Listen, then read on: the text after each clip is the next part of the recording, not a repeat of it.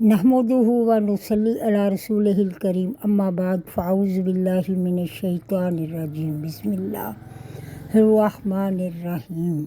ਅੱਜ ਫਲਸਫਾ ਹਜ ਦੇ ਉੱਤੇ ਸਾਡਾ ਚੌਥਾ ਸੈਸ਼ਨ ਹੈ। ਅਸੀਂ ਗੱਲ ਕਰ ਰਹੇ ਸਾਂ ਕਿ ਅੱਲਾਹ ਦੇ ਅੱਗੇ ਆਪਣੀ ਮਰਜ਼ੀ ਆਪਣੀ ਅਨਾ ਨੂੰ ਰੱਖ ਦਿਓ ਅਤੇ ਇੱਜ਼ਤ ਅਤੇ ਇਨਕਿਸਾਰੀ ਦੇ ਨਾਲ ਅੱਲਾਹ ਤਾਲਾ ਦੀ ਮਾਰਫਤ ਤੇ ਇਲਾਹੀ ਨੂੰ ਹਾਸਿਲ ਕਰੋ। ਜਦੋਂ ਤੁਸੀਂ ਆਪਣੀ ਮਰਜ਼ੀ ਨੂੰ ਅੱਲਾਹ ਤਾਲਾ ਦੀ ਮਰਜ਼ੀ ਦੇ ਅੱਗੇ ਅੱਲਾਹ ਤਾਲਾ ਦੀ ਰਜ਼ਾ ਦੇ ਅੱਗੇ ਰੱਖ ਦਿਓਗੇ ਅਤੇ ਬਦਲੇ ਦੇ ਵਿੱਚ ਅੱਲਾਹ ਤਬਾਰਕ व ਤਾਲਾ ਦੀ ਜ਼ਾਤ ਤੁਹਾਨੂੰ ਕੀ ਦੇਵੇਗੀ। ਸੋਚਣ ਵਾਲੀ ਗੱਲ ਹੈ ਨਾ। ਅੱਲਾਹ ਕਿਸੇ ਦਾ ਉਧਾਰ ਨਹੀਂ ਰੱਖਦਾ ਬਲਕਿ ਕਈ ਗੁਣਾ ਜ਼ਿਆਦਾ ਕਰਕੇ ਬੰਦੇ ਨੂੰ ਵਾਪਸ ਕਰਦਾ। ਜਦੋਂ ਅਸੀਂ ਆਪਣੀ ਮਰਜ਼ੀ ਅੱਲਾਹ ਤਬਾਰਕ व ਤਾਲਾ ਦੀ ਮਰਜ਼ੀ ਦੇ ਕਦਮਾਂ ਦੇ ਉੱਤੇ ਰੱਖ ਦਿੰਦੇ ਹਾਂ ਅਤੇ ਫਿਰ ਰੱਬ ਸਾਨੂੰ ਸਾਡੀ ਮਰਜ਼ੀ ਮੋੜ ਦਿੰਦਾ ਹੈ। ਦੌਲਤ ਰਿਜ਼ਕ ਸਭ ਜਹਾਂ सारी कायनात हत्ता कि जिसमें इंसानी दी रूह सब कुछ तो अल्लाह दा ही है ना। साडा तो कुछ भी नहीं है। असी अल्लाह नूं की दे सकने हैं। राज दी गल है वे कि असी अल्लाह ताला नूं सिर्फ एक चीज़ ही पेश कर सकने हैं जिहड़ी साडी है और वो वे साडी मर्जी साडा तकब्बर साडा इज्ज़त साडी इनकिसारी। इनकिसारी ते इज्जत का जोड़ा ना लिबादा ओढ़ के अल्लाह तबारक व ताला दी बारगाह दे विच अपनी मर्जी रब्बुल इज़्ज़त दे कदमां दे उत्ते रख दिओ ते रब तुहानूं नूरी लिबास अता फरमा देगा। मिसाल के तौर पर मेरी मर्जी मेरी गड्डी मेरा घर मेरी मर्जी मेरियां ज़मीनां मेरी मर्जी फैक्ट्रियां मेरियां मेरी मर्जी मेरा रोब दबदबा यह सब मेरिया ही मर्जियां अल्लाह तबारक व ताला दे कदमां दे विच रख के ऐ मन लईए कि ऐ मेरी जान दे उत्ते मैं आप जुल्म कर लिया मेरे रब ऐ ते सारा कुछ ही तेरा दिता होया है तू ही इन्हां दा मालक है। एहसासे गुनाह ते जुल्म दे एहसास दे नाल शर्मिंदगी जिहड़ी है वो अपने उत्ते ओढ़ के अल्लाह तबारक व ताला दे अगे सिर झुका के आंसुआं दे नाल तर चेहरा लैके आला पोशाका उतार के नंगे पैर नंगे सिर ते ओहदे घर दा तवाफ करदे होए एक रंग कपड़े सब ने पाए हुए ने। आयते करीमा दे मफहूम नूं अपने उत्ते तारी करके तवाफ दे विच अपने आप नूं पेश कर देना। तवाफ के हर चक्कर दे विच तुहाडे अंदर एक मार्फत इलाही दा दरवाज़ा खुलदा है। फितरत इलाही दा एक राज है कि अगर कोई तुहाडे ते जुल्म ज़्यादती करदा है तो तुसी ओनू अल्लाह दे उत्ते छड्ड दिंदे हो ते अल्लाह खुद ओहदे नाल तुहाडा बदला रब आप लै लैंदा है जिहड़ा कि बहुत ही शदीद होएगा।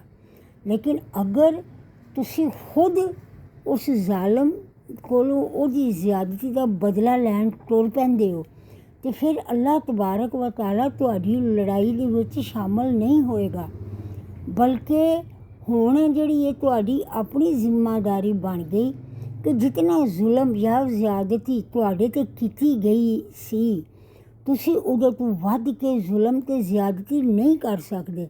अगर तुसी ऐसा किया तो फिर तुहाडी जवाबदेही होएगी। मगर जदों अल्लाह तबारक व ताला आप बदला लैंदा है तो फिर उहदी गिरफ्त तो बहुत सख्त हुंदी है और बड़ी ज़बरदस्त हुंदी है। तुहाडे नाल कीती गई ज़्यादती का बदला अल्लाह तबारक व ताला दी ज़ात कई गुना वधा के लैंदी है और फिर अल्लाह की पनाह दे विच तुसी हुंदे हो तो अल्लाह तबारक व ताला तुहाडा हामी और नासर ते मददगार बन जांदा। हज़रत निज़ामुद्दीन औलिया ने फरमाया कि तुसी अपनी ज़िंदगी दे विच मकामे इलाही सही कर लिओ यानी अल्लाह दा मकाम ठीक कर लवो तो तुहाडे सारे काम जिहड़े ने सारे तुहाडे काम खुद ब खुद सही हो जाएंगे।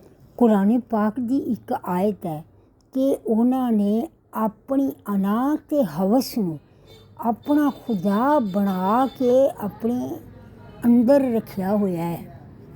ਹੁਣ ਜਦੋਂ ਤੱਕ ਤੁਸੀਂ ਆਪਣੇ ਅੰਦਰ ਦੇ ਬੁੱਤਾਂ ਨੂੰ ਨਹੀਂ ਤੋੜੋਗੇ ਤੇ ਤੁਹਾਡੇ ਅੰਦਰ ਦਾ ਕਾਬਾ ਖਾਲੀ ਹੋ ਕੇ ਅੱਲਾ ਦਾ ਘਰ ਕਿੰਜ ਬਣੇਗਾ। ਇਹਦੇ ਵਾਸਤੇ ਸ਼ਰੀਅਤ ਮੁਹੰਮਦ ਤੇ ਕਾਰਬੰਦ ਹੋਣ ਤੋਂ ਸਿਵਾ ਦੂਸਰਾ ਹੋਰ ਕੋਈ ਰਸਤਾ ਹੈ ਹੀ ਨਹੀਂ।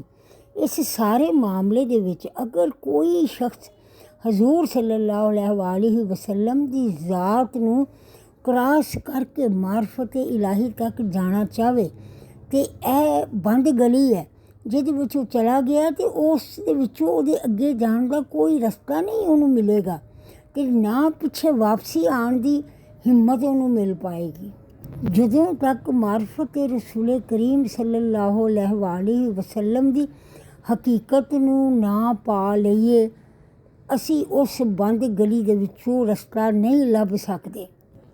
ਇਹ ਕਾਨੂੰਨ ਫਿਤਰਤ ਹੈ ਜਿਹਨੂੰ ਬਦਲਿਆ ਨਹੀਂ ਜਾ ਸਕਦਾ। हज़रत अल्लामा इकबाल का एक शेर के की मोहम्मद से वफा तूने तो हम तेरे हैं ये जहाँ चीज़ है क्या लौहो कलम तेरे हैं। ਜਦੋਂ ਅਸੀਂ ਆਪਣਾ ਕਿਬਲਾ ਦਰੁਸਤ ਕਰ ਲਿਆ ਤੇ ਆਪਣੀ ਮਰਜ਼ੀ ਅੱਲਾਹ ਦੇ ਦਰਵਾਜ਼ੇ ਤੇ ਰੱਖ ਦਿੱਤੀ ਤੇ ਅੱਲਾਹ ਤਬਾਰਕ व तआला ਸਾਨੂੰ ਸਾਡੀ ਮਰਜ਼ੀ ਦੇ ਦੇਗਾ। ਖਾਨੇ ਕਾਬੇ ਦੇ ਅੰਦਰ ਨਬੂਵਤ रिसालत मवद्दत रसूल अताअत रसूल ते अताअत इलाही इन्हां दी रूहानियत इन्हां दा नूर जिहड़ा है वो बैतुल्ला शरीफ के अंदर मौजूद है और हजूर दी एनर्जी यानी नबूवत और रिसालत मवद्दत रसूल दी वफादारी दा ही नूर तकसीम किया जाता है।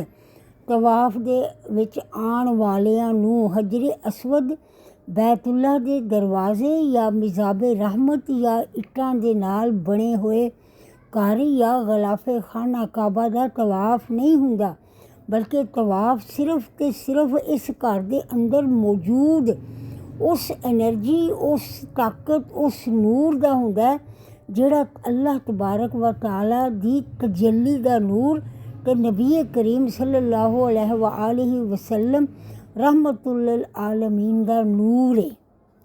ਅਗਰ ਸਾਡੀ ਇਬਾਦਤ ਦੇ ਵਿੱਚੋਂ ਹਜ਼ੂਰ ਸੱਲੱਲਾਹੁ ਅਲੈਹਿ ਵਸੱਲਮ ਦੀ ਮੁਹੱਬਤ और ਮਵੱਦਤ ਫਰਮਾ ਬਰਦਾਰੀ और ਅਤਾਤ ਨਿਕਲ ਜਾਏ ਤੇ ਫਿਰ ਇਬਾਦਤ ਦਾ ਮਫਹੂਮ ਹੀ ਖਤਮ ਹੋ ਜਾਂਦਾ ਹੈ। ਜਿਸ ਤਰ੍ਹਾਂ ਇਨਸਾਨੀ ਰੂਹ ਜਿਸਮ ਦੇ ਵਿੱਚੋਂ ਨਿਕਲ ਜਾਏ ਤੇ ਜਿਸਮ ਬੇਕਾਰ ਹੋ ਜਾਂਦਾ ਹੈ। ਅਤਾਅਤ ਰਸੂਲ ਹੀ ਹਕੀਕਤ ਵਿੱਚ ਹੱਜ ਦਾ ਦੂਸਰਾ ਨਾਮ ਹੈ।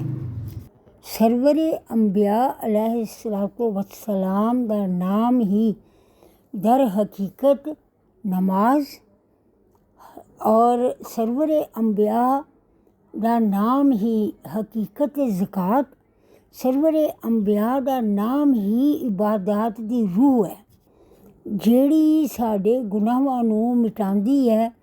ਜਿਸ ਤਰ੍ਹਾਂ ਬੱਚਾ ਪੈਦਾ ਹੋਣ ਵਾਲਾ ਗੁਨਾਹਾਂ ਤੋਂ ਪਾਕ ਹੁੰਦਾ ਹੈ ਇਸੇ ਤਰ੍ਹਾਂ ਤਜੱਲੀ ਤਵਾਫ ਕਰਨ ਵਾਲਿਆਂ ਦੇ ਗੁਨਾਹ ਵੀ ਪਾਕ ਹੋ ਜਾਂਦੇ ਨੇ ਪਰ ਸ਼ਰਤ ਉਹ ਹੀ ਹੈ ਅਤਾਅਤ ਅੱਲਾਹ ਅਤਾਅਤ ਰਸੂਲ ਸੱਲੱਲਾਹੁ ਅਲੈਹਿ ਵਸੱਲਮ। ਸਦਕੱਲਾਹੁਲ ਅਜ਼ੀਮ। ਮੇਰੇ ਰੱਬ ਨੇ ਜੋ ਫਰਮਾਇਆ ਸੱਚ ਹੈ ਮੈਂ ਉਹਦੇ 'ਤੇ ਈਮਾਨ ਲਿਆਂਦਾ।